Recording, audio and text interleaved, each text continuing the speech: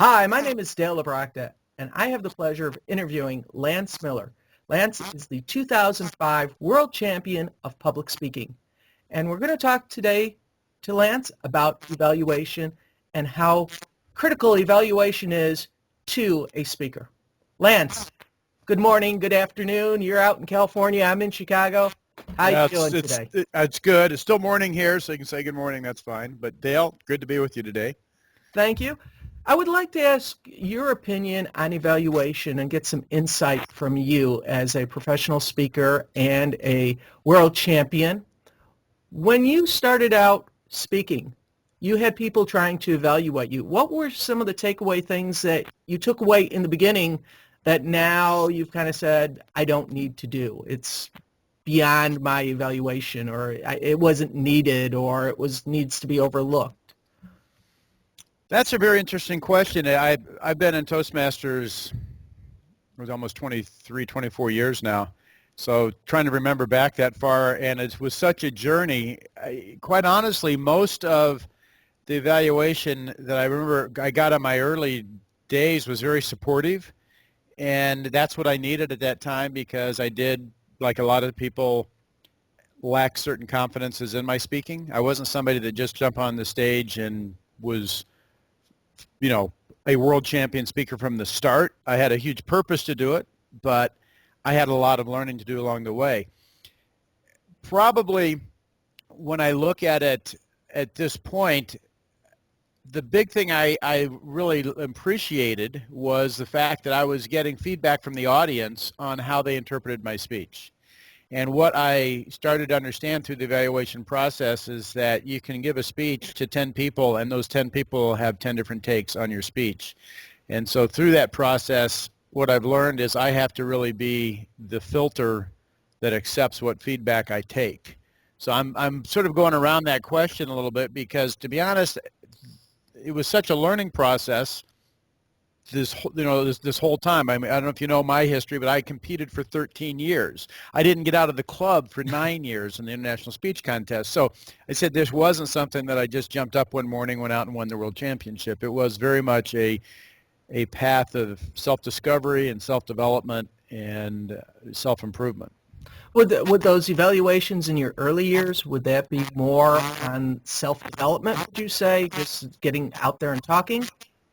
Or do you feel that it was actually something that was kind of useful in the beginning?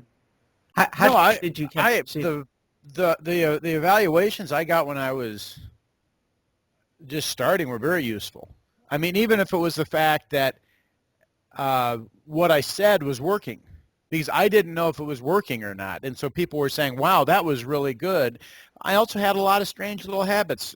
I had a little habit, I can see what, I used to put my arm at the side like this and rock it. If I wasn't using it, I would rock my arm. And I had no conscious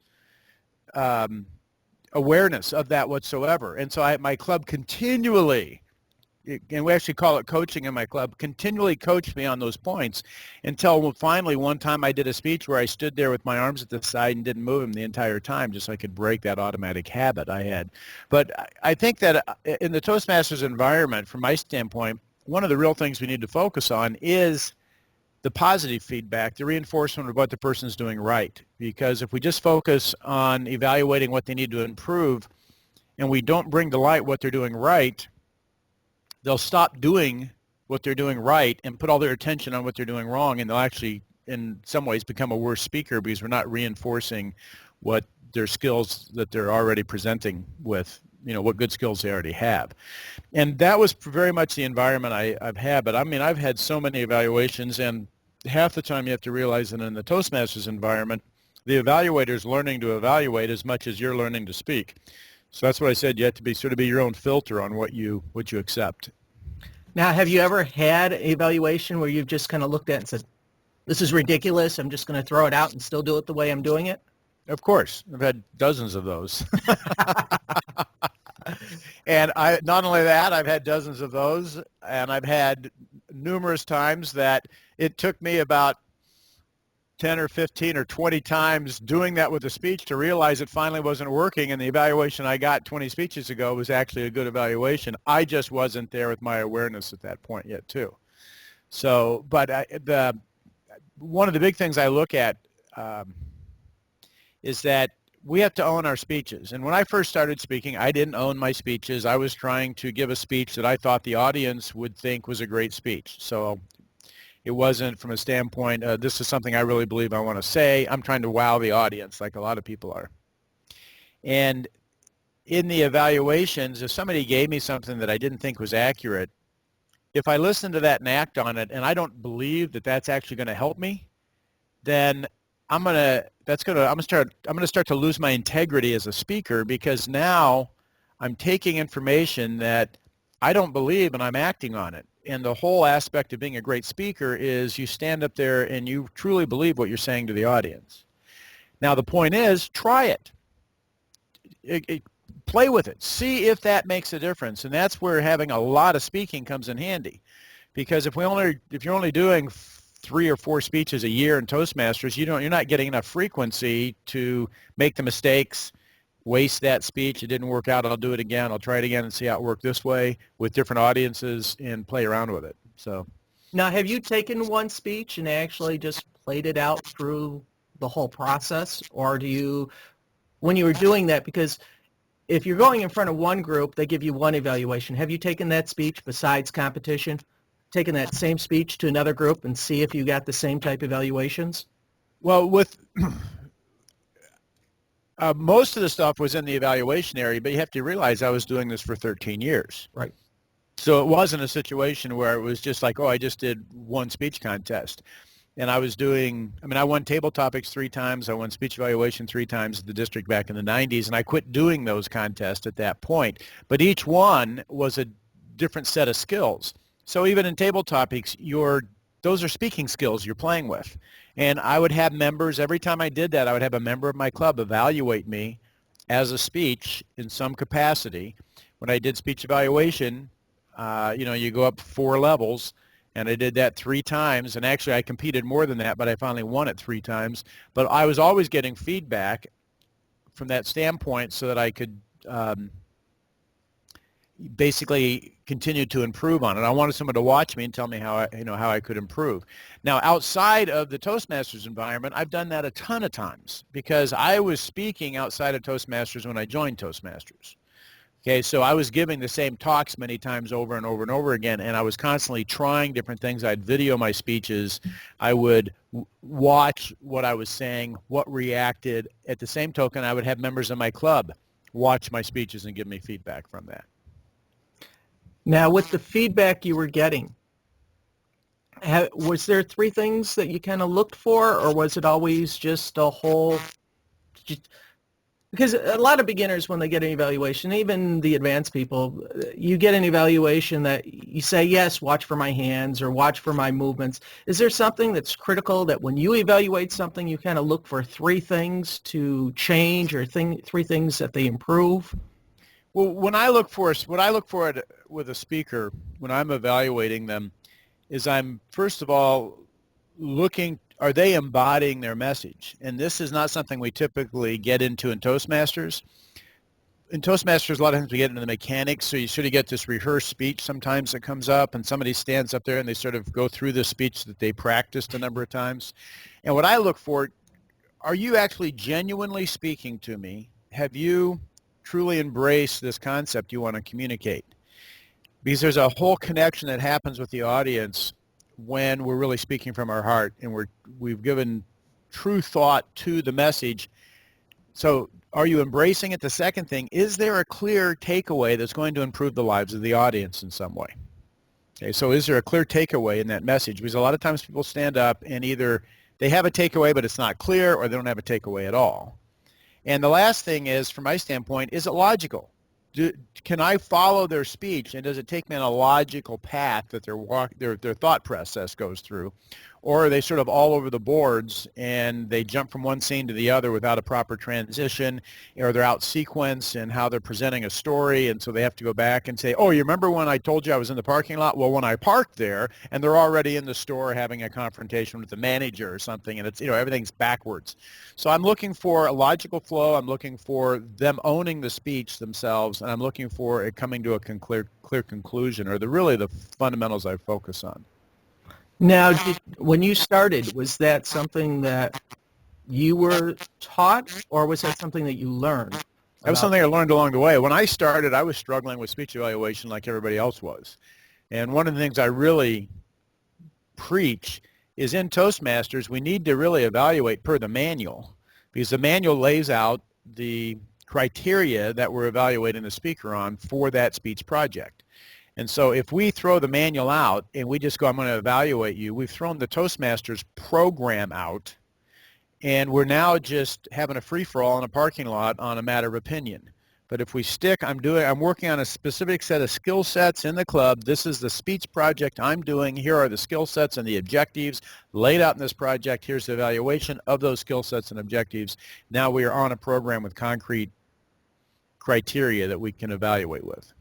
That's interesting, because when I see clubs, I see the clubs where they want to put a rating system like 1 to 5, and they have their members circle it, or they, small jot down a word or two.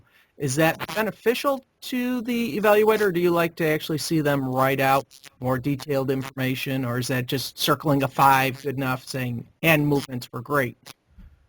Well, I think any feedback's good. I think from a general standpoint, like in my club, we have a little slip of paper that we fill out for every speaker. We have a minute for notes, and it's like, what could you improve? What did you think I did well? And it's just sort of feedback that you come back. And so a lot of times on those, I'll get like 7 or 8 people in the club will comment on one thing they felt I could have improved on. And the fact that I got 7 or 8 people doing it, that gives me feedback. If I have one person that said there was some obscure thing that they felt that I should have done better, that's just one person. Nobody else commented on that. And that's one of the things I talk to people, especially competitors, when you're being evaluated, look for consistency between clubs or between groups when you're speaking on the feedback. Don't just take what one person says and go, oh my gosh, I've got to change my speech.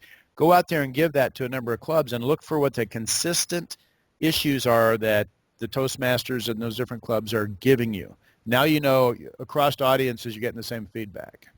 That's very good wisdom, because I think some people would just go out there and they'd look at what was basically out there or what was said. They don't look for the consistency.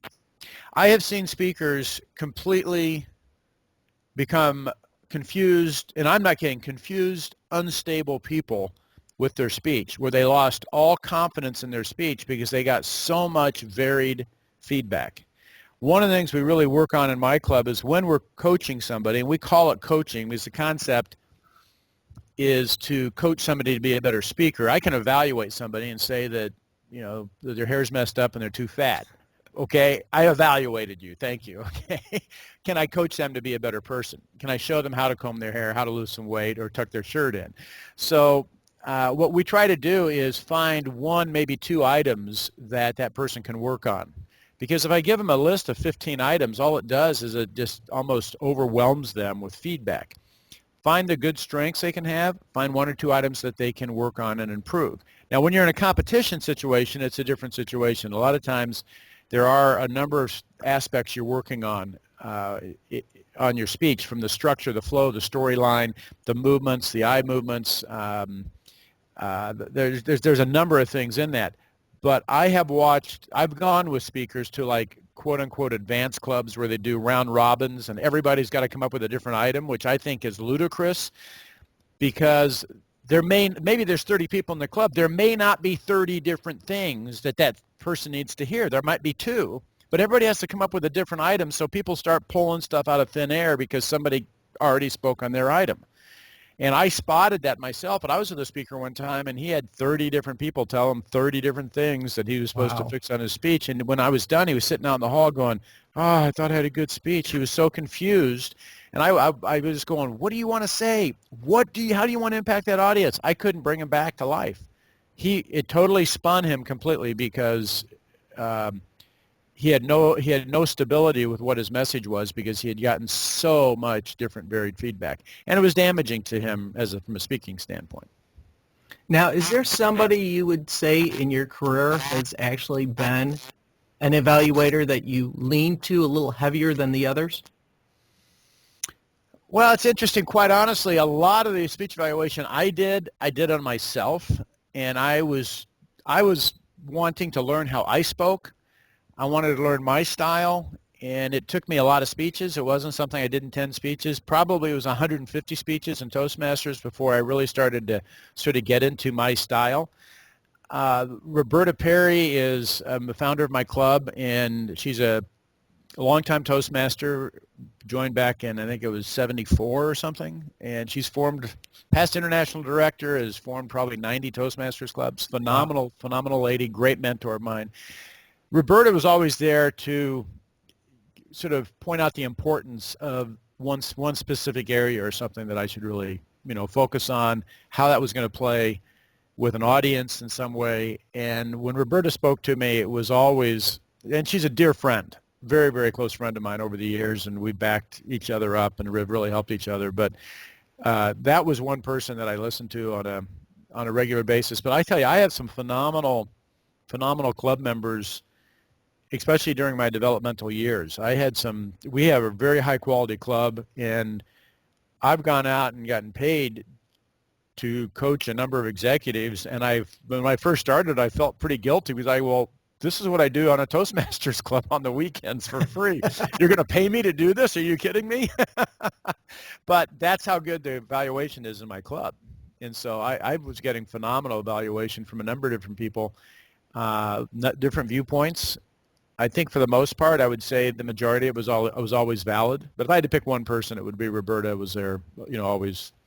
I didn't lean on her, but I always listened to what she had to say. Now, have you ever gotten an evaluation where Roberta may have said something and somebody other, like a family member, just said, don't do it? It just looks wrong, or have you ever had family or somebody closer to you actually kind of just, my wife will interject sometimes like, no, just skip that doesn't look right. And it's like, well, the whole club said it looked good. You're just my wife. That's a personal opinion, but the audience loved it. What? Yeah, well, she won't be your wife very long if you talk to her that way. So that's the art of diplomacy, and that's the art of diplomacy. I'm just going to tell you, it didn't matter. I would listen to what people said, but it was I owned my speech, and I didn't. When I'm in the beginning, I was struggling to figure things out. But as I started to really get traction with audiences, as I said, I did a lot of speaking outside of Toastmasters as well as inside. Toastmasters was the playground, the learning, the exercise program I went to. But I would go out and have to impact an audience, and from that standpoint. But in the end, I was the final decision maker on that. I would listen, and I would handle somebody appropriately so that they didn't feel slighted on the personal conversation they had with me. But you have to own your speech when you're up there, and you have to do what you feel is correct for it. And a lot of times, there's somebody else. They may not duplicate what it's like to stand on that stage and try to impact the audience. And in the end, it's really how much did you help the audience? How much did you touch the heart and change the mind of that audience? And you can only do that if you truly own your speech and believe it. And so that's what I really focused on, was gaining an understanding for that, not using some sort of a gimmick or manipulation of the audience some way. I want to go straight to their heart, change their mind. Did you notice when you started doing that, your evaluations got better, or did it not affect the evaluation at all? It just, the power of your message became stronger? No, what was happening, I was being evaluated. The feedback I was getting was I was impacting the audience more. Okay, that really hit me. That I was getting that feedback, and so I'm not looking at it so much from and there was really never a time in my speaking career that I had somebody that was way, way, way above me, that was like a coach that was evaluating me. It was constantly sort of a peer review of my speech. How did it impact them, right? And I was listening to my peers along the way. And there were a few things. There were a couple of times that people said, you need to go back and watch your video. There were many times I thought I was better than I was, and I was acting like I thought I was better than I was. I needed the lessons of humility that the Toastmasters International Speech Contest will certainly give you, and I hope it gives it to everybody at the right time. But from that standpoint. But as I was able to connect with the audiences more, the feedback I got back from the audiences or from my evaluator was that I connected with them more. That sounds positive, because the evaluation, I know, is difficult for a lot of people, and like you said in the beginning, they're so focused on just the body movements that the speech actually comes in. It's what I call the mechanics. They're very focused on the mechanical aspects. And one of the things I talk about, and I teach a lot of evaluation. I have an hour CD on how to do effective speech evaluation in Toastmasters. I have tips cards on evaluation. It's something that keeps our club strong is by having good evaluation in it. And as a matter of fact, on the new member side in my club, we get more people wanting to become members of my club after they hear the speech coaching section than after they hear the speeches section, because they realize the feedback they're going to get and how much they can improve. And I think that's one of the real critical components of any club. But when you evaluate anything, you could evaluate a used car. You could evaluate a home you're going to buy.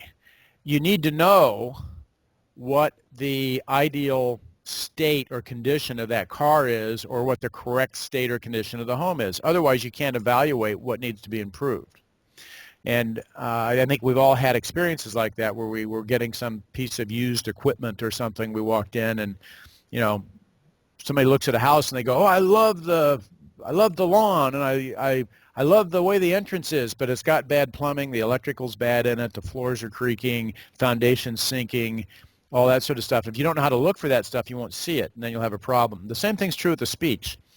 When you evaluate a speech, you have to know what that speech should look like in an optimum form, so that you can then see how is it lacking. If you don't have that optimum to compare it to, you have nothing to evaluate against. And that's one of the things I work a lot on, is having somebody sort of already put in their mind when they're going to evaluate somebody, well, how should the opening be? How should the body of the speech flow? How should the conclusion be? If we're doing speech number 2 out of the basic competent communicator manual, organize your speech. We need to have an opening. It needs to flow correctly. Okay, I know what it should look like. Now let me see if they did that. And that's one of the big things I see is one of the challenges in Toastmasters is we all come in uneducated. And then we're supposed to sort of by our bootstraps pull ourselves up. And really, it's just by feeding off each other and having a personal drive to do it, we can actually accomplish those things. Now, in your club, you talk about the coaching. Do you actually have like manuals where you've passed on to other coaches and sharing of information to help them become better coaches, or is this still a learned process? I think it's for the most part, it's a learned process, but if you have people in your club that are good evaluators, people will see the good evaluations, and they'll learn from the good evaluations the same way you learn from a speaker who's doing a really good job. But if all you get are weak, whitewashed, sophomoric evaluations of somebody, nobody's really seeing a good evaluation. We're fortunate in my club, we had a number of us that it was a very friendly, fun competition, but it was really how focused could we get, how much could we help the speaker. It wasn't, can I wow the other evaluators or the other coaches and show them how good I am. There was a true desire to really find what that person could do to improve their speech and dig it out and find it. And we did have this, I'm going to look at this speech and let me really see how can I help that person. And there were a number of times just in the club environment, people went, "Wow, I didn't see that, man, but you pulled that out." And that was what that person was struggling with. And, and really good evaluation sort of breeds good evaluation. So, in that club environment. So. That's great. I had a question. I just lost it. I got so involved in your story there. The evaluation process, does that change when you have a experience? Now, you've talked in numerous interviews that you've gone through the CC process close to, was it 16, 20 times already? I'm working on 25 right now, yeah. Okay. And with that, if we do quick math, you've been evaluated maybe 100,000 times. Does the evaluation people give you now, when you've gone through the CC process and you've done 25 times, you've done project 8, are they more critical on that, or does your group actually say, this is the format that you keep, this is what you go by, or do they go, you're a world champion. We're going to dig a little deeper on you. How do they handle that? Or how do you handle that? I got a lot of members, and I get everything across the board. I have people that have known me since, that were in the club before I was.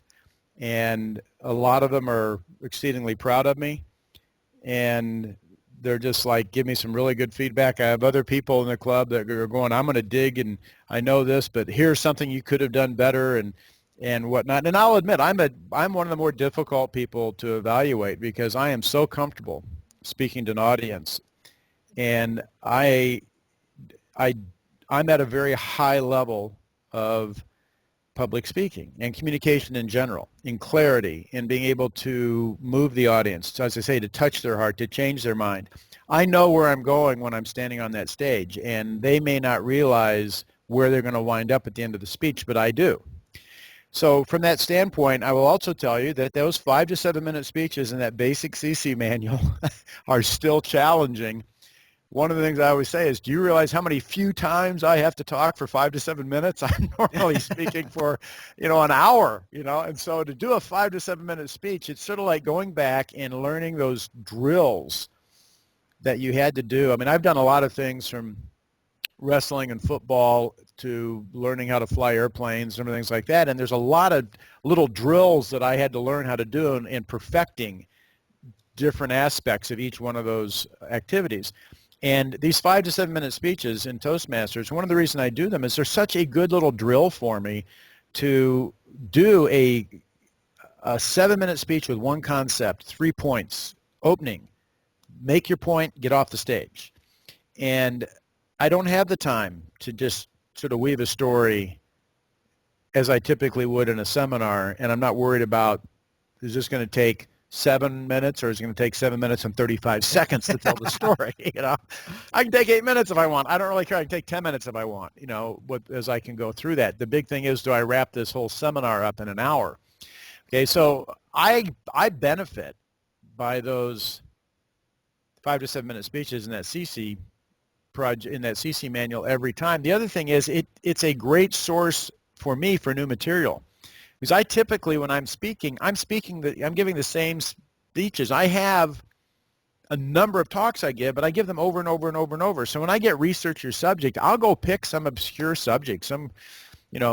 I did a whole series of things on unknown CIA operations that were run on on the U.S. people and stuff. And I do all this research and put a PowerPoint presentation together and say, did you ever hear of Operation Mockingbird? And here's what happened. It ran for 28 years, where they controlled all the media in the U.S. And the government was killing stories and dictated what the press was doing. And I show all the statistics on it and everything. And it's just sort of fun. I don't get a chance to talk about those things. I'm out doing seminars and stuff, or I'll try introducing yourself to the club 25 times. Right, with an icebreaker. Yeah. What it does, it challenges me to come up with different ways, different things about who I am. I learn different things about myself every time I do that. And so I'm always using the Toastmasters program to push my own skill set as well as just have some fun with it. Have you found, because I don't want to say redoing, but you're doing these projects over for so many times, and you're picking topics that you haven't rehearsed before, like your presentation. Do you find yourself going back into that old rocking the arm format, or is it totally washed out now? It's not. That stuff's washed out. I can put speeches together incredibly quickly now. I just decide what I'm going to say, and I look at the stories, and literally I can do a 5 to 7 minute speech, and it may take me 30 or 45 seconds to put the speech together. I just go, okay, boom, boom, because, again, this is something that I pushed, I really wanted to do. It wasn't something that I just happened at. It's something I've worked hard at doing to develop the skills that I have, and I've constantly pushed and challenged myself, and I still do to this day. I'm constantly improving all my seminars. I'm constantly coming up with, how can I impact my audiences more? I think the worst thing you can do is rest and think, oh, I'm there. And that's the best way to get rolled over in anything you do in life. I just say you're as good as your last speech. And that could include a 4 to 6 minute icebreaker at a Toastmasters club with 8 people sitting in I mean, that's not my club, but that could be your last speech. You're as good as your last speech. Right.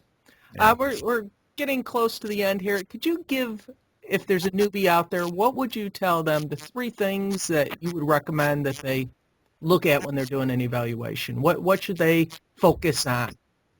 Well, the first thing is I can't stress this enough, is look at the criteria in that manual and really focus on the criteria in the manual. That's the first thing, because that gives you concrete points to evaluate the speech on, and you get off just your opinion. What do I talk about?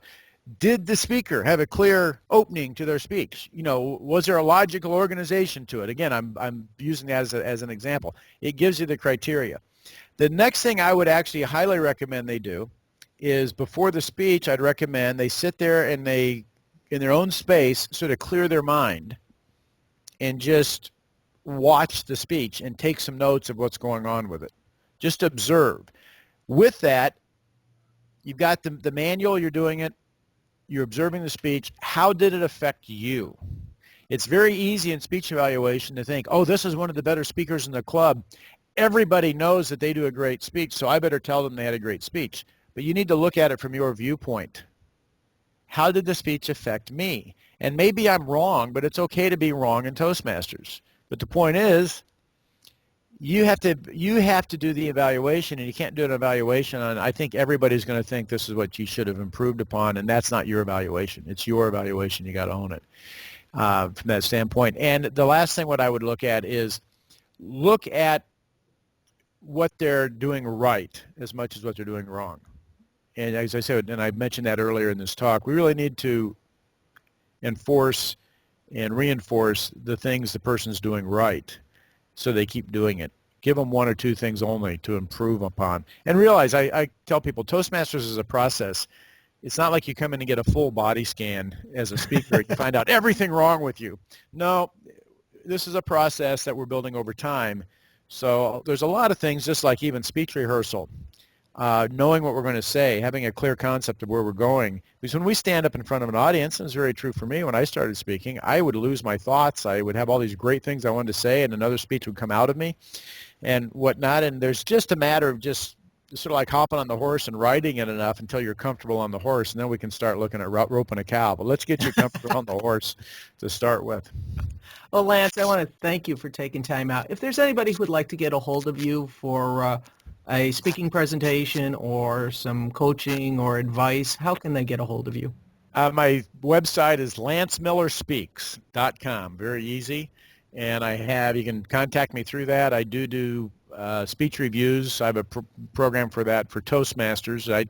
I don't charge you my corporate rates, but I have a special program for Toastmasters. I do charge for it just because the demand is so high. If I didn't, I would be sitting here 40 hours a week doing free speech reviews for people. My wife and the bank don't appreciate that. So that would cut into getting all those CCs done too. Yeah, exactly. But no, what it does too, it just sort of, to me, it sort of separates the people that are willing to put a little skin in the game, and so makes it a little more worthwhile. Well, Lance, I thank you for taking some time out.